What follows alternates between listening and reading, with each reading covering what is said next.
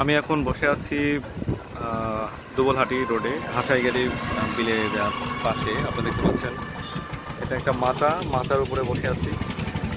আর আমার সামনে হচ্ছে রাস্তার ওপারে বিল, পিছনেও পানি দেখতে পাচ্ছেন। তো এখানে আসলে আসার কারণ হচ্ছে আমি প্রতিদিন সকালে প্রায় 1 কিলোমিটার, 10 কিলোমিটার হাঁটি। তো সেই ক্ষেত্রে আমাকে প্রায় 1 ঘন্টা হাঁটতে হয়।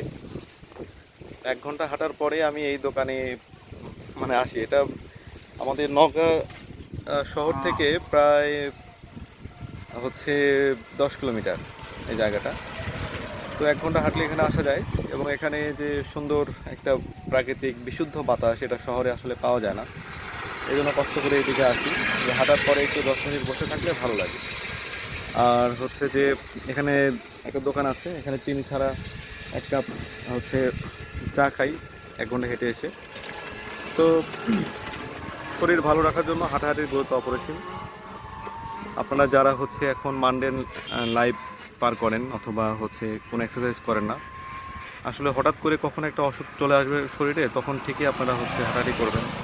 তার আগে যদি একটু স্বাস্থ্য সচেতন হয়ে একটু ফিজিক্যাল এক্সারসাইজ করা যায়, তাহলে মনে হয় হচ্ছে এটা ফ্যামিলির জন্য ভালো, নিজের জন্য ভালো।